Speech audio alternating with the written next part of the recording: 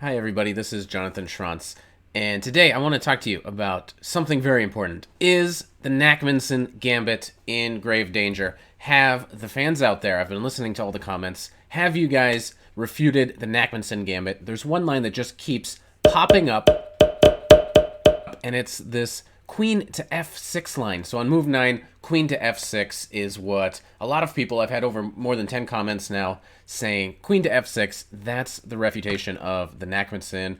I've had a whole bunch of different comments, and I'm kind of just scrolling through them right now on YouTube, and I want to go through and just make a video. I haven't actually checked this line out yet, so I honestly don't know. Maybe this is the death nail to the Nakhmanson. We're going to have to take a look together, and I did want to kind of go over it all together, show you guys my whole process of how I would kind of analyze an opening and see if there's an actual problem with this variation. So I'm a little bit nervous. This could be the death nail to my favorite opening. Let's become chess detectives and let's have a look at this very fascinating line with queen to f6. All right, so I got this comment from Vlad. He's saying it looks like there is a refutation to this line. So I'm here and I'm looking at the ChessBase database. Obviously, there's a lot of other databases you guys can use, but there's nothing to hide here. We're trying to figure out if the Nakhmanson is in any danger. So let's go through and we'll just use my preferred move order, which is bishop to c4. You can kind of tell how many people have done it. And if you've never used a database before, you can kind of get an idea. I could, for example, see who the highest rated players that have ever played bishop to c4 are. So I will actually be very interested to see how many people have, for example, played this move order. You can tell Magnus Carlsen has actually played d4 in this position. So far, we can't be doing too bad. But one interesting question is how many people have actually allowed this exact move order, and how many people have played knight to c3. So it's the first time I'm actually using this database, so it's actually kind of cool. I can see now for the first time there are plenty of pretty good people. Apparently there's one person in particular that seems to really enjoy playing this way and has probably faced a lot of different lines. But the line that we're discussing today is actually one of the sharper main lines, and you can kind of tell how it scores as well. So black does seem to actually be scoring pretty well with knight takes c3. This is a very interesting option and a very good way for black to decline the gambit. And you can tell that white scores tremendously well after this capture on c3.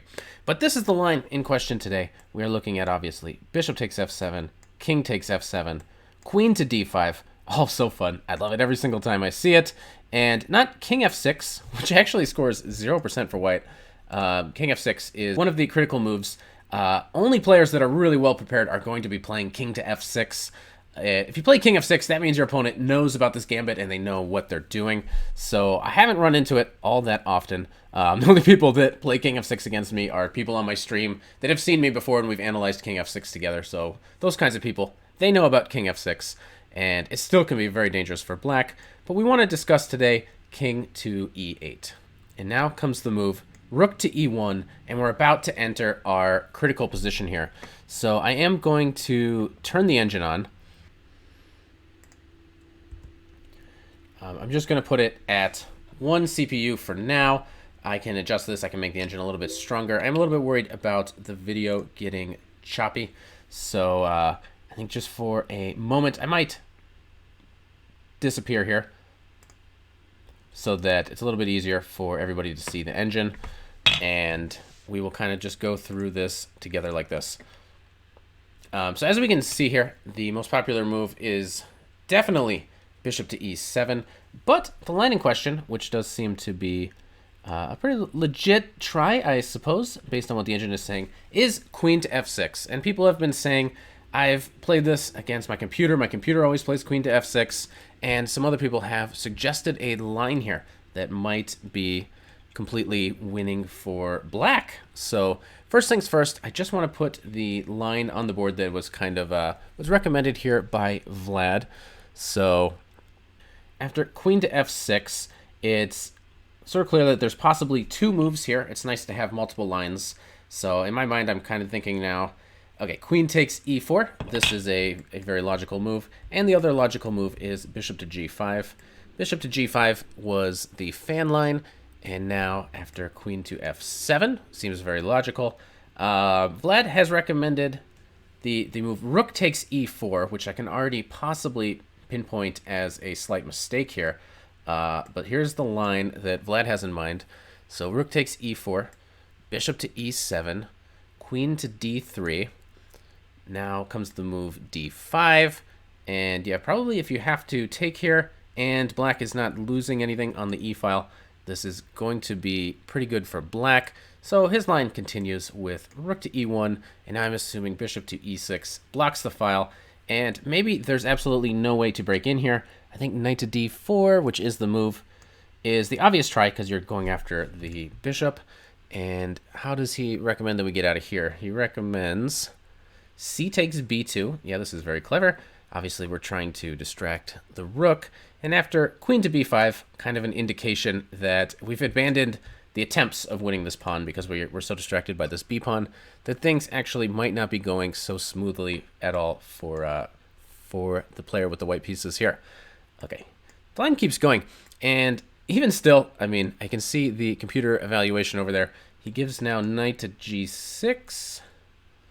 And says black is winning, which is probably true in this position, but perhaps there are a few ways of getting a better position somewhere here along the way. So let's now, we can just get rid of this database because I don't think it will apply very much. Let's rewind here just a little bit and head back to queen to f6. So in my mind, there are probably two moves here. It's interesting that bishop to g5 has actually disappeared from the line. Okay, there it is again. Sometimes you need to just click off and click on. So let's have a look here. We're definitely going to be focused on bishop to g5. I think that's a very good move. I'm also going to disconnect the cloud engine. Nobody needs to know all of my secrets. And let's really quick actually start with the move queen takes e4. We're obviously going to look at bishop to g5. And right now, it's hard to know which one is absolutely the best. We'll know as this gets a little bit deeper if one starts to run away. But they're probably both critical and both need to be analyzed. So when you reach a spot like this, it's very good to, let's keep this as our main line, and then we'll insert this move, queen takes e4. So now we've created a separate line here, and let's take it from here. This move seems to be very logical. Obviously, we are just trying to get as much pressure as we can on e7. If we think this is the critical line, we might want to come back and also have a look at knight to e7. But let's first take a look at what seems to be the most natural and the most normal move, bishop to e7. And possibly these two lines will be transposing whether you take on e4 with the queen right away, or if you play bishop to g5. There's a good possibility that we might get very, very similar positions here. Okay, so queen f7 seems to be the logical square. Perhaps there's also other moves if we want to be very critical. But this is very interesting already. So I don't think we're actually talking about a refutation here. I think what we need to discuss is, does white have any realistic winning chances? And still, there's this huge discrepancy in the amount of material, and the computer is saying 0.00. This is a total draw. Now, what that probably means is it sees some perpetual down the line. There is still plenty of imbalances here, so I think in a realistic game, there are plenty of chances for both sides to win this game. It's up to white to try to keep as much pressure on, and it's very easy for black to go wrong, especially in a practical game. When you're under this much pressure, remember, black can't just castle and solve any of the problems. The king is stuck in the center, and it's going to be up to black to figure out how to untangle the pieces. It's going to start with moves like d5 and then somehow getting this bishop out, but even then, it's practically very difficult in real games to kind of come up with a good plan. But white does have to come up with something right here, right now. That's right. So chess space, you click off the board to make the arrows disappear. So one of the moves that the computer always seems to love in these positions is b4. And I usually just straight up ignore this move.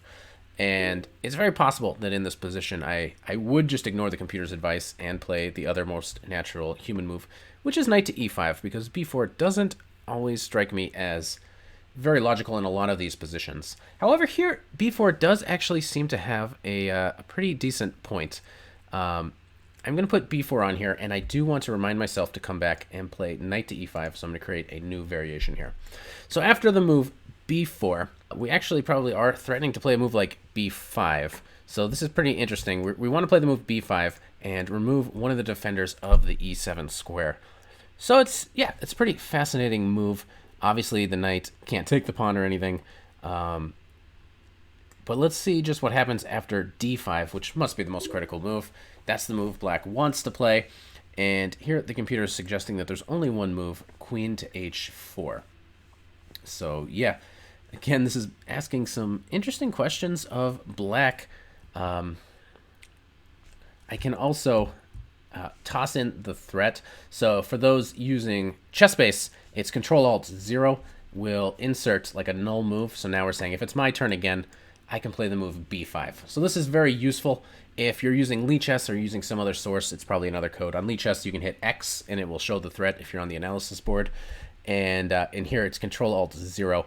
They will enter a null move, which is very useful because now I know b5 is the actual threat and white would just be winning. So instead of a null move, let's say black plays h6, which is also kind of, we're running into, for black, you have to be very careful in this position already. And here, it's worth considering two plans for white. We can start doubling up the rooks, which seems to make a lot of sense. And we can also just try b5. Now, this, I've seen the line here, and this is absolutely fascinating to me, that the computer just wants rook to f8, leaving the knight hanging. I don't know how many humans could possibly play this way. Looks a bit hard to play to me, but I guess the point is, after you take, the rook is no longer on this file. So now you can take with the pawn, and it might be difficult because you can't take with your knight because of queen f6. You're going to start running into issues here with white. So the only move now is to take here. Holy cow. I mean, come on. Are there chances of winning this with white? Yeah, absolutely. Who knows what's going on here? This is an absolute mess. And now in this position, queen to b4. Holy cow. Keeping the pressure here, attacking this thing. You can see these lines get absolutely insane. For example, in my mind, I'm thinking, why is rook b8 such a bad move? Well, here we can kind of figure it out. There's rook to e1. We can sack and play rook to e1. So, yeah, incredible stuff. If bishop to c8, there's queen to c5. Okay, and yeah, you can keep playing around with this. The lines will go on and on and on. But this will suffice for now to say that the move b4 is actually a very, very interesting option in this exact position. And yeah, for my own personal repertoire, if this is the kind of thing you want to get into, you may want to just take a look. It's going to require playing around a little bit with a database. So yeah, so b4 is actually in this exact position. Very, very fascinating. One more time with here, queen h5. And yeah, if here, b5, of course, did seem to be quite a lot of fun. I just want to see if there's any major difference here with rook to e3. Maybe this also could be fun. It does kind of ask for d4. It's worth pointing out that the computer is considering sacking here. Just real quick, let's run through this one, and then we keep our thing. And perhaps we have a draw here, so this might be a possible reputation. See if I can talk. A repetition for white here if they want it. This is another. That's a possible repetition for black if they want it, with going right in for this repetition. Okay, so rook to e3, another option. So first of all, if as white, I already don't really want to play rook to e3 because there's this possible draw by taking on g5. If I think my opponents are going to find all of this, which is not very realistic. Okay, rook e2, obviously. There's here taking. Yeah, we can see at some point. There's always this option, though. So let's just rule out in this exact position. Let's assume. Let's run the tape back here just a little bit. And our opponent has played this this queen to f6 move, and we just want to talk about taking with the queen. So one more time, I'm trying to get a nice clear image in my own mind. After here, I'm kind of liking the move b4. I think that's going to give us much more realistic chances of winning this game. And now, if h6 here, for example, we can take, and I guess we better take. d5 is a very interesting option. If they play here, it's going to be knight e5. And I suppose part of the point is we're going to be putting this here with pressure on this and this. So this looks very, very dangerous for black, who better find this move, allowing knight takes f6, which is possibly good for white. We can kind of have a look at the material. White is actually up in exchange. Black is up some huge number of pawns. It's really hard to count, but it looks like black's up 1 pawn for the exchange. This is probably good for white, but yeah, still very, very unclear after bishop to f5. So not easy at all. But let's rewind the tape. Let's rewind the tape. So yeah, queen takes e4, followed by bishop to g5. Those are kind of the 2 main moves, and then b4. One last time, this does seem to be very promising. I'm just going to try to get the main line sort of clear in my own head. That in this position, why not b5? And now, if here, I guess this is not a perpetual this time because the knight is hanging. So after some moves like this, possibly we can trade. And yeah, at some point we can just trade and pick up this thing. Where, let's just point out this pawn structure. Look at this pawn structure for black. Black is clearly up quite a bit of pawns. Again, down in exchange. But yeah, an absolute mess. But knight to e5 seems to be a winning continuation here for white. It's just, yeah, you're going to get very, very amusing positions. So I just love analyzing this opening. I don't think this is the refutation based on what I've seen so far.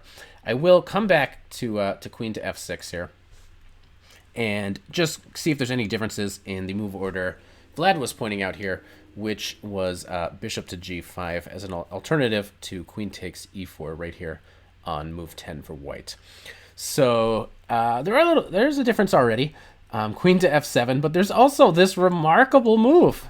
Bishop to e7. Are you joking me? Bishop to e7, leaving the queen hanging. Obviously, we could play queen to e4. So if we do this, this is actually kind of the same as what we've been looking at. And now you can play the move b4 potentially. But are you joking me? Your queen's hanging. What is the deal? We can get this very interesting imbalance in this position where, yeah, I wish I was prepped up. It's impossible. Nobody knows what the actual imbalance is here. Holy cow. So it's a queen for 3 minor pieces. So technically fair. Black is up 1 pawn for the moment, and the queen's attacked. So maybe this actually isn't as accurate if this is good for black. But yeah, very, very unclear. So the queen will go somewhere to the b file, queen b3, queen b5, something like that. But yeah, possibly this actually is good for black, which is remarkable. Can also bring our rooks in right away. Huh. Yeah, so this is fascinating. And if this is true, and if this actually is a good line in this position, if we come back to queen f6, if it's actually true that bishop to e7 is good for black, and I'm not sure. I don't know if I would actually want to sit and figure it out. I guess, well, either way, we can also just play here, right? And we come back to this, and one way or another, no matter how we started, we're going to get to this position, where I think I'm going to recommend, at least for now, you know, I'm going to have to go a little bit deeper after I finish wrapping up this video here. But b4, this might be the way to go. And yeah, for sure, guys, come on. A refutation? No. The question is, does white have chances to win? Absolutely. I mean, it's just, the lines are crazy. They make absolutely no sense. Let's just look at one more just to see, you know, just to get kind of an idea. No matter what, the line is going to be very confusing. The line is, the player that's going to win this game is going to be the player that has the best understanding of chess. But look at this. Again, it's black needs to find bishop to d6. Like, are you joking? Who's going to play bishop to d6 if you, like, this? That's not on the radar. That's not how people are going to play. So I really do think this is a very fascinating and a truly excellent line for white. I'm going to jump back on the screen because I guess that'll just conclude it for now. I just wanted to kind of take a look for myself, see if there's refutation. No way. This line is insane, and it's so much easier playing with the initiative. I think in real life, yeah, maybe it's a draw. Like every opening is a draw. You know, you're going to look at any main line Ruy Lopez, any main line Sicilian. Of course it's a draw. Everything's a draw. Chess is a draw. But if you have the initiative and you're playing against humans, you know, I know some people have been playing Stockfish. Well, what chance do you have in a line like this against Stockfish? The lines are crazy. They make no sense. But very often it's white that has the initiative, and therefore just the most logical, easy to find moves are in white's favor. like, Black has to find sometimes some pretty amazing resources in quite a bit of these lines. But I hope that does help just a little bit. I did want to investigate this one line. I am watching all the comments, so anything you guys say, if you guys know a refutation of the Nakhmanson and there's something else I should be looking at, please let me know in the comments below. For sure, I read them all the time. And I'm going to start using the comments a lot more to get ideas for videos. So anything you guys suggest in the comments could potentially become a YouTube video in the future. So let me know. Hopefully this gave you just a little help on how to use a database. And Nakhmanson, alive and kicking.